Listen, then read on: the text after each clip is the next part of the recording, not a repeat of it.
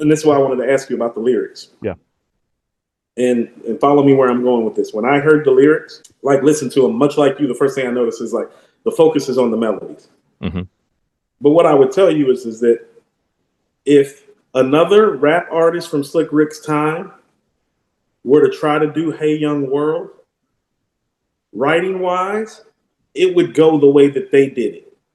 That's Okay. what I mean about Slick Rick has the personality and he's got the persona and he's got the British accent. So Hey Young World has a feel that I don't think any other great rapper from that time could give. This feeling that they're giving, that straightforward songwriting approach, that's that. Well, that's right down a Run DMC KRS-One like alley. You know what I thought about when I thought of this song? Show me. It's like that, and that's the way it is. It's straightforward to you like that, but the melody and the beat still catch you and keep you going. Da, da, da, da, boom, boom, boom, boom, boom, boom. Well, this melody kind of keeps you like, oh, hey. And it doesn't have that, it's like that the way it is, but the approach is, listen, you who are on the road must have a code that you can live by. That's bars. Yep. Those are straight 80s bars. So what I'm trying to tell you is that part of why Hey Young World is so good because Slick Rick pulled it off. But if somebody were to approach that subject matter, it would come off this way. Teach your children well. Their father's hell did slowly go by. Oh no, that's straight out of an 80s straightforward rap lyric book. And so this would be a Chuck D would write something like this. Okay. Cool. And Run would write something like KRS-One would write something like this. But there is still like tell your kids the right thing to do, right? I mean, you have that kind of positive. I'm using in positive MCs and straightforward guys to kind of relay the message of like how this would transition in the hip hop world. You know, straightforward melodic approach. It's like I thought about the melody, and that's why I bought up Run DMC. It's like, no, I could see Run DMC doing a Teach Your Children and making it to the point that you're actually missing the words the same way on It's Like That, the way you're actually missing the message. Yep. Yeah. The song is cool for many reasons, but it sort of has two people talking to each other too, like because the first half of the song it has three pieces, right? It has the first verse and the last verses are basically identical, more or less, or the part that comes right before that long chorus part, and the part that comes right after are, but they're inverted. One's like teach your children well, and one's teach your parents well. So like one's addressed to the parents talking to the kids, and one's addressed to the kids talking to the parents. So it's the same thing, but then the middle part, like the middle eight, I guess you would call it, or maybe even the bridge, it has like two people almost talking to each other. They're like echoing. It sounds like an echoing effect in the middle, but you've seen the poems, right? They're like in two columns that you can read it down one column and then down the other column and it makes sense, or you can read it straight across all the way and it makes sense too. You know what I'm talking about? Yeah. Okay. There's a name for it that I couldn't think of and I didn't look it up. So this is not quite a Parents Just Don't Understand record, but it is like you have two groups of people or two people talking to each other in that middle eight, and they're not really hearing each other.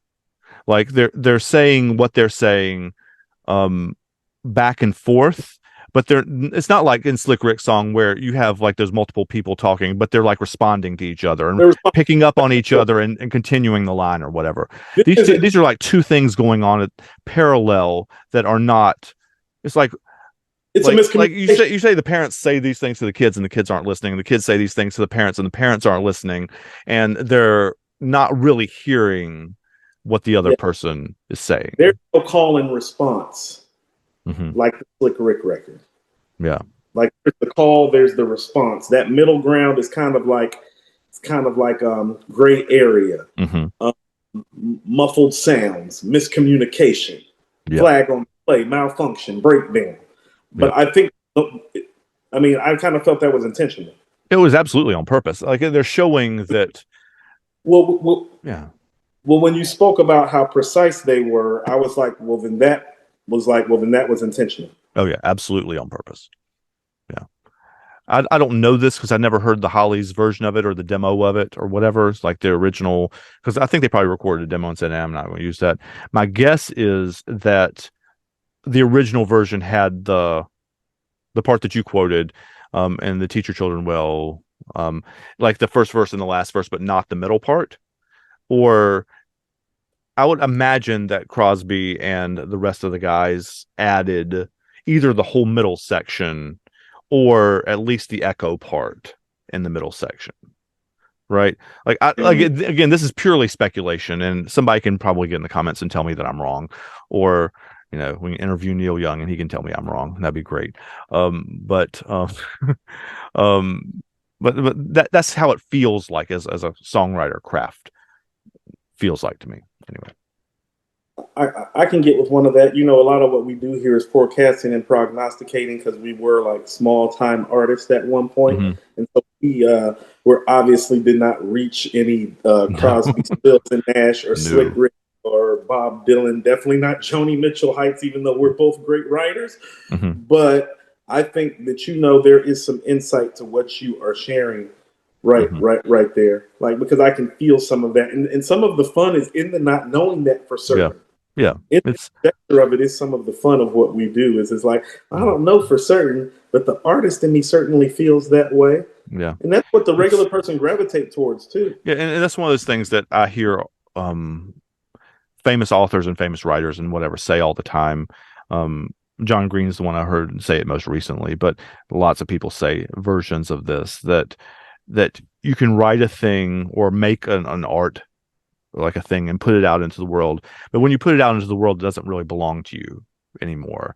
It is like you made it, but what people do with it and how they interpret it is not really you can say, like, I meant it like this, but it might mean something completely different to you, and that's fine. Like, it's the intersection between the words on the page or the melody in your ear and the other person's experience and how that hits each other. Hey, 50 Cent used to always say, it's the music business. If you want to make music for yourself, go in your basement, make the music that you want to make, and never put it out. Mm-hmm. But if you want to choose to make stuff for the masses, for consumption, when you're in the music business, mm-hmm. you're making music that other people are going to feel differently about than you. Yeah, and that's fine. Analyze. That is literally what it is there for. You artists create 9 times out of 10 to share with the world and get a response. Mm-hmm. The point of it is to trigger an emotion, a feeling, a response. It is why the arts exist. It does not exist for you to be like, this is mine and it makes me feel good. It's for the purposes of translating an emotion from here to there, right? That's excellent. I couldn't have said it better myself. Yes. Translate the emotions, whether it's musically, whether it's on canvas. Yeah, there's thousands of ways to do it. But thousands of ways to do it. But you can hear, that's one of those things, like Crosby still, like, nobody does harmonies like this. Like, it's not. And I tried to figure out like what the actual chords they're singing, because the high harmony is not a normal, like the chord they're singing. Like, normal chords are 1 3 5, like the root and the third and the fifth, and they're singing that sort of, but there's another thing in there too that nobody else does. And so it's one of those things where you hear this harmony, because even the Byrds didn't do it, when the band, and Buffalo Springfield didn't do it, the bands that these people are coming from. You hear them, and it's one of those, how you talk about, you hear Chuck D's voice isn't like immediately identifiable, or Tupac's voice isn't immediately identifiable. Hear that harmony, like that particular chord and those voices like, together, that's immediate. That's Crosby, Stills, and Nash. Like, at least, maybe Young too, but like, it's just one of those things that you hear those. It's not even, their voices individually are good, but when they're together, they're something else. There's something almost magical about it. You want to know what? That's funny that you bring that up about them vocally, because what I find popular culture music wise, mm-hmm. is that I can usually identify it by the sound even more than the voice. Mm-hmm. Like when Joni Mitchell shit come on, it's like, well, I'm hearing it from the melody and from the instrumentation more mm-hmm. than from vocally before she hits the mic. Like when the Beatles shit plays, I'm like, that's the Beatles. Mm-hmm. You know what I'm saying? Like the instrumentation of it. And so you speak. Ringo gets shit talked about him all the time as being like a not technically brilliant drummer, but he's one of the most instantly recognizable drummers. Like you hear that Ringo beat, and you're like, that's Ringo, that's Ringo. Right. So. No, it was just interesting to hear you kind of like use the vocal side of it, which is something that you actually just gave me something else to check for.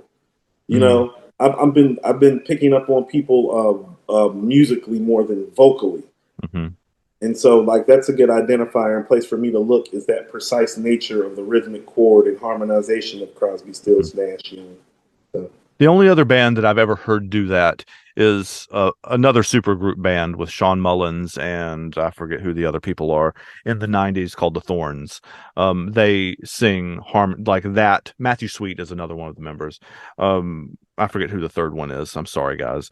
But they only put out one album, and it's one of my favorite ones. But they sing that chord. Like this is that. It's a Crosby, Stills, Nash chord. And so it's a very rare thing in the musical world to hear like that particular chord, because the song is not complicated at all. Like when we talked about Dylan, like it's a 3-chord song or whatever, like this chord pattern, whatever. I might pause this and play this in here. This is the same chord progression as Blowing in the Wind too. It's the same. It's a different key, but it's the same pattern. I can hear that. No, the pattern is there. Rhythmic pattern is like there, we were talking about, like 30,000 folk songs all having the same basic chord structure. I mean, this is one of those. So the harmony is what makes it special to me. Right. Anyway. Well, no, see, this is why the voice in rap is so special. I told you everything starts off with Clyde Stubblefield's drum, boom, boom, clap, boom, boom, clap. Every last one. So it's like the guy coming in, the voice. So when Chuck D is coming in Chuck sounds as hard as the, so it's hitting you different. It's like, oh shit, this motherfucker sounds as hard as the boom, boom, clap. Yep. Hey y'all, thanks for making it to the end of the video. Make sure to click like and subscribe to our channel and come back here later in the week. Right here, I'm going to put the full episode that this clip comes from on Friday. So come back and check that out. We'll see you next time.